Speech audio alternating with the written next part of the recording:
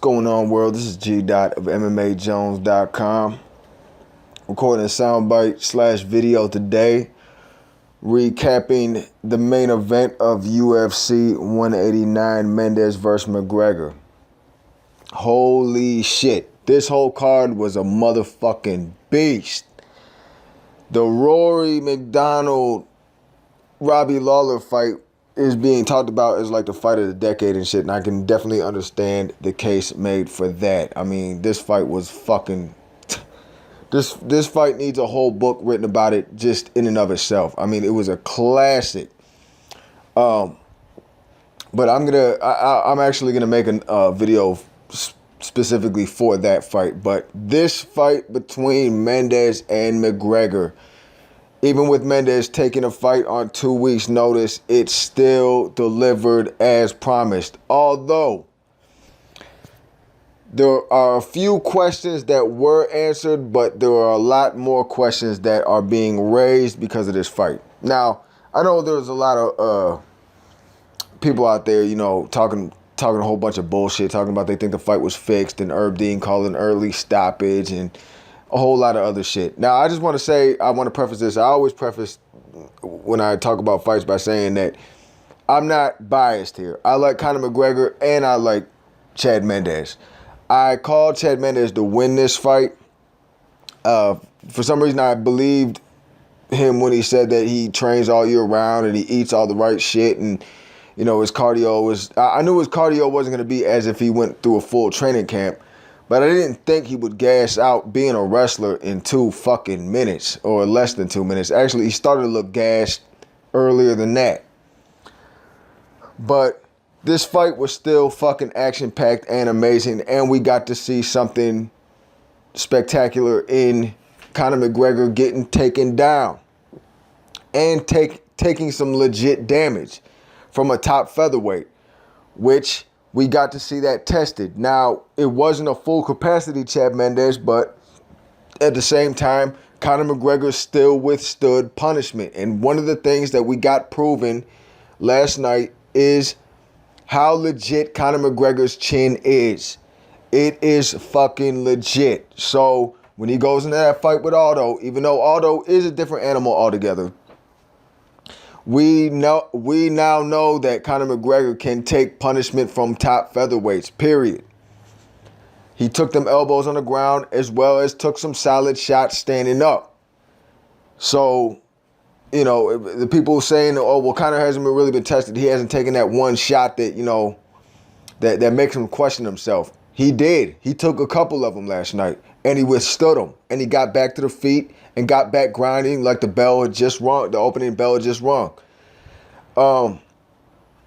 Another thing that was proven last night is that Conor McGregor respects these motherfucking featherweights. He talks hellified shit about them. He calls them midgets, says they're too little, you know, acts like he's going to bully everybody. But in all reality, he respects this division. He was, I believe, was sent and kind of groomed by the UFC to jump into the featherweight division because, in my opinion, the featherweight division is not McGregor. McGregor needs to be fighting at 155.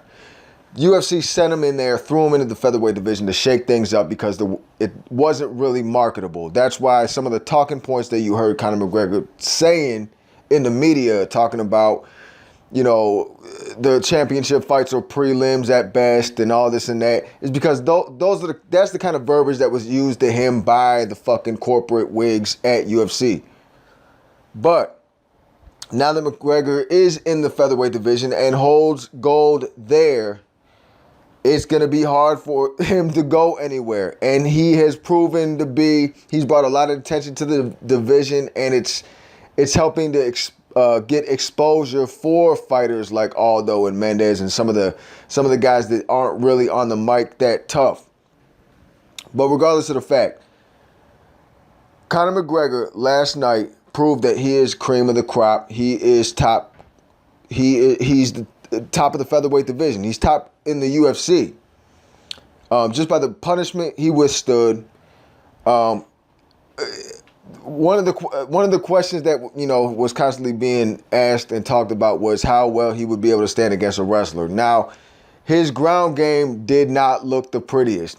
All right, his scrambles looked okay. But what Conor McGregor is going to do is take everything he learned from this Chad Mendes fight back to training camp with him and get even better. So I believe if he gets put on his back the next time, it's going to look different.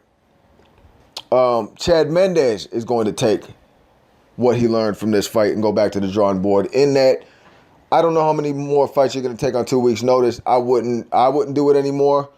I believe Chad Mendes took this fight for the money. The interim belt doesn't probably mean that much to Chad Mendes, given his interviews when he was talking about, I get to go in there and get a belt. Like, they're just handing out belts or some shit.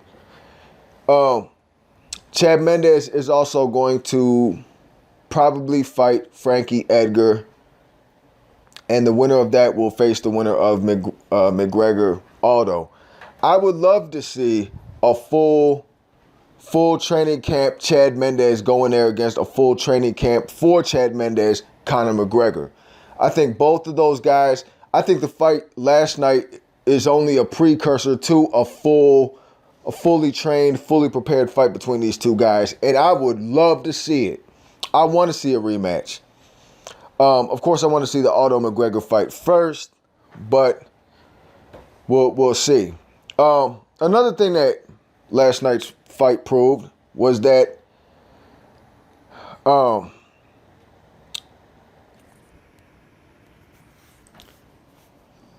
another thing that last night's fight proved is that Conor McGregor is going to be a tougher test for Jose Aldo than most of us thought.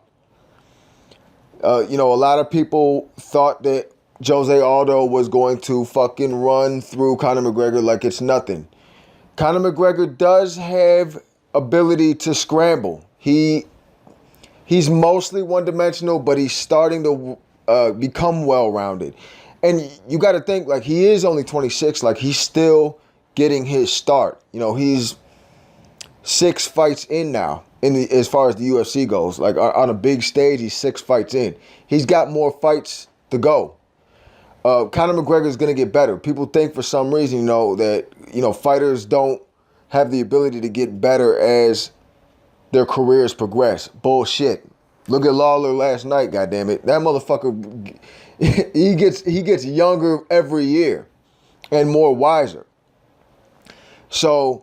Conor McGregor's a marketable guy. He's going to be around for a while. Reebok definitely likes that he's the face because of his, he's politically correct, but he's still the rebel. The pure Irish rebel. So it works. And I'm glad for him. Congratulations to Conor McGregor. You know what I'm saying? He went in there and handled his biz. I was also reading that, he had an MCL injury and a whole gang of other shit when he was talking about he had worse injuries than a fucking bruised rib. That might be true. And if so, that win is all the more legit. And, we'll see what happens with Jose Aldo. I'm not a Jose Aldo hater. I definitely give him his props. He's been sitting on the division for 10 years. But he has pulled out of fights.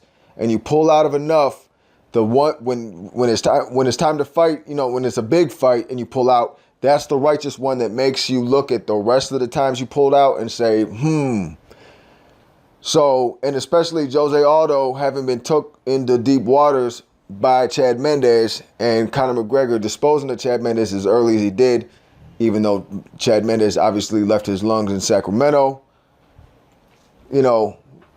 I bet Aldo is going to train like a motherfucker. This time, hopefully, you do not injure yourself. Don't let those guys kick you in the fucking ribs, Aldo.